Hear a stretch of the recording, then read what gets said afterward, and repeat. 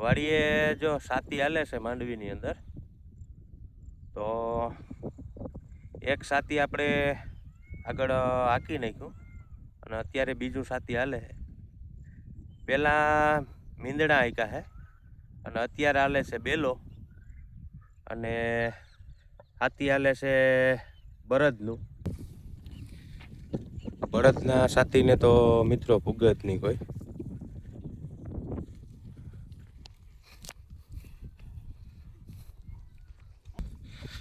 અને મોઢામાંથી ફીણ આવવા માંડે, કેમ કે જગ્યાને તોડી અને આગળ હાલવું એ કંઈ સહેલું નથી મિત્રો.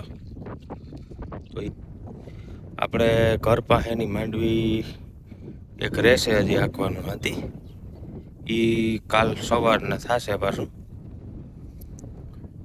તો કેવી આપણી માંડવી છે એ કોમેન્ટ કરજો જરાક. તો મિત્રો જો મારી પાછળ તમે જોઈ શકો છો, જો છેલ્લી સેટા પાસેની આવ્યું છે, તો જો એ હાંકતા જાય છે અને ઓલી કોરાથી હવે નીકળી જાય. અને આ ખેતરમાં જો હાથીનું કામ પૂરું થઈ ગયું, હવે સાંજ પણ પડી ગઈ અને હવે કાલે સવારે જે ઘરની પાછળ આપણે માંડવી છે ત્યાં હાથી હાંકવાનું છે, તો એ સવારે હવે આવશે હાંકવા. તો સીતારામ, જય માતાજી મિત્રો, ફરી સ્વાગત છે તમારો એક નવા વ્લોગની અંદર. અને અત્યારે હું છું વાડીએ જો સાતી હાલે છે માંડવીની અંદર, તો એક સાતી આપણે આગળ હાંકી નાખ્યું અને અત્યારે બીજું સાતી હાલે છે. પહેલાં મીંદડા હાંક્યા છે અને અત્યારે હાલે છે બેલો, અને સાતી હાલે છે બળદનું. તો બળદવેથી જ સાતી ચાલુ છે માંડવીની અંદર.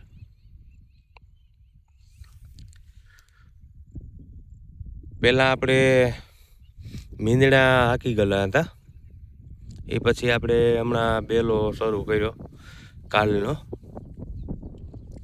અને એટલે સુધી પૂગ્યા છે અત્યારે. ઉપરનું ખેતર જે નદીવાળું હતું એ હકાઈ ગયું, એ કાલે હાંક્યું. અને અત્યારે આ ખેતરમાં જ અડધે સુધી પૂગ્યા. આપણી બાજુમાં પણ અનિલભાઈનું હાથી જ અહીંયા હાલે, જ્યાં ઝૂમ કરીને બતાવું.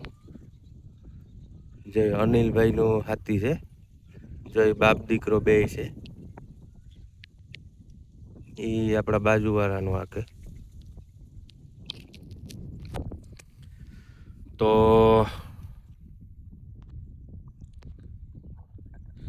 અત્યારે વાગી ગયા છે 9 અને વાતાવરણ તમે જોઈ શકો છો સવારનું એકદમ શાંત વાતાવરણ ગામડાનું, અને થોડોક વરસાદ જેવો પણ માહોલ છે. જો વાદળ તમે જોઈ શકો છો, તો હોર્ઝનમાં હાથી હાકે છે.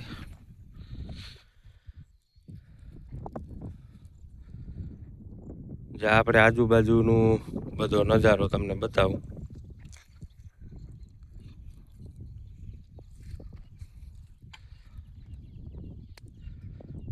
શેટો મોટો છે એટલે ભરત પણ થાકી રહી. આમાં હેઠેથી શેટ આવે એટલે બધું પણ થાકી રહી છે.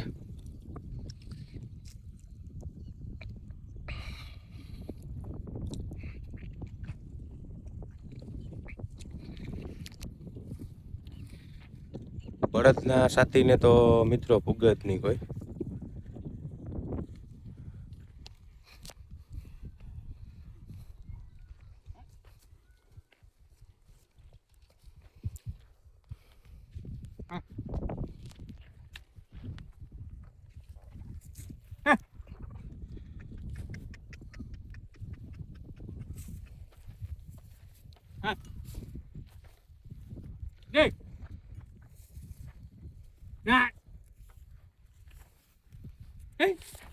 હલો હલો,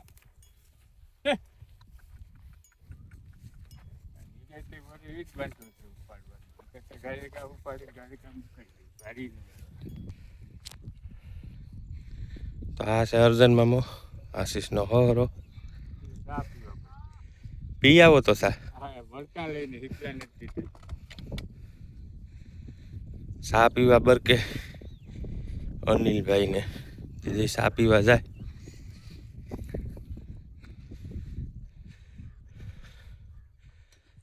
બે બાજુ હાથી ઉપાડવું પડે, કેમ કે અહીંયા સેટા મુહિમ આપેલી હોય, ઉપાડીને જ આ પાટલામાંથી આ પાટલામાં મૂકવું પડે. તો 3 મામા હે આપેલા, બરોબર. એક આ પાટલામાં, એક અહીંયા, એક આ પાટલામાં. 3 હાથી એકારે ચાલુ થાય.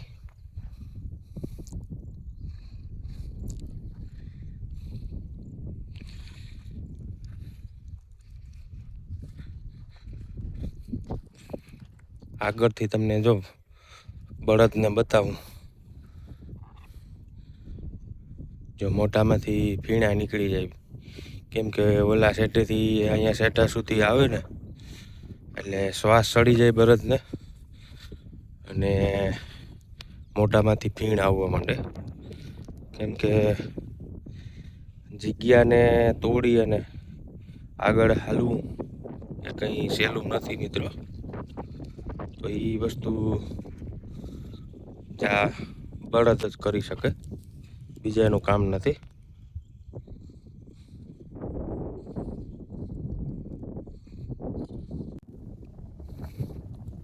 તો અત્યારે બપોર પછી આપણે આ ખેતરમાં સાથી હાંકવાનું શરૂ કર્યું અને અડધું હકાઈ ગયું હે. બપોર પછી 2:30 વાગે શરૂ કર્યું હતું, ઓલું ખેતર પૂરું થઈ ગયું હતું. હવે આ ખેતરમાં આવ્યા છે અને અડધું હકાઈ ગયું. તો સામેના સેટા સુધી આપણે હાંકવાનું છે અને આજે હાંકી લેવું એટલે સાંજ પડી જાય. અત્યારે કેટલા વાગ્યા? 4:30 વાગી ગયા અને આ પૂરું થશે 6 વાગ્યા. 5:30 6 વાગી જાય. પછી આપણે ઘર પાસેની માંડવી એક રહેશે હજી હાંકવાનું હતી, એ કાલ સવારના થશે પાછું. તો કેવી આપણી માંડવી છે એ કોમેન્ટ કરજો જરાક.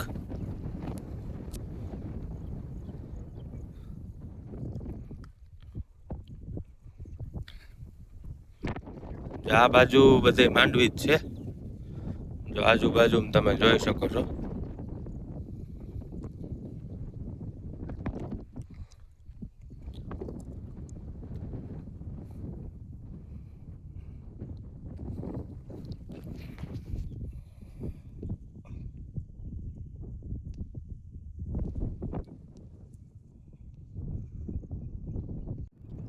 તો મિત્રો જો મારી પાછળ તમે જોઈ શકો છો, જો છેલ્લી સેટા પાસેની આવ્યું છે. તો જો એ હાંકતા જાય છે અને ઓલી કોરાથી હવે નીકળી જાય. અને આ ખેતરમાં જો હાથીનું કામ પૂરું થઈ ગયું. હવે સાંજ પણ પડી ગઈ અને હવે કાલે સવારે જે ઘરની પાછળ આપણે માંડવી છે ત્યાં હાથી હાંકવાનું છે. તો એ સવારે હવે આવશે હાંકવા. અત્યારે જો એ ઘરે વૈયા જશે અને બહુ સરસ રીતના જો સાથી હાલી ગયું છે. અને અત્યારે જો વાગી ગયા છે 5:45. મેં કીધું હતું કે 5:30 6 જેવું થઈ જાય. તો અત્યારે જો 5:45 થયા અને જો હકાઈ ગયું આ ખેતર. જો સાંજ પણ પડી ગઈ. હવે સવારના ઓલા ખેતરમાં હાંકશું. તો ચાલો હવે હું પણ હવે ઘરે વયો જાઉં.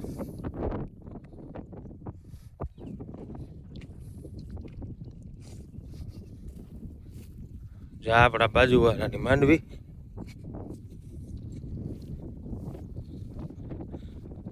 એને જો તાર બાંધ્યો હે, એક જ તાર માર્યો હે ખાલી.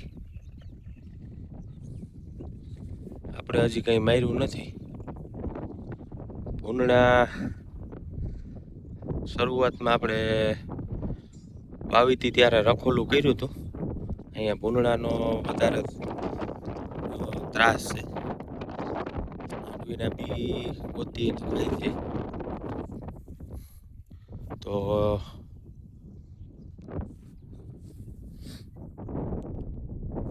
આપણે વિડીયો પણ હવે અહીંયા સમાપ્ત કરીએ મિત્રો. અને આપણા વિડીયો બધા જોતા રહેજો મિત્રો, કોમેન્ટ કરતા રહેજો. અને જેટલા પણ નવા વિડીયોમાં આવે છે કે ઘણા લોકો આપણી વિડીયો જોવે છે, ચેનલને સબસ્ક્રાઈબ કરતા નથી.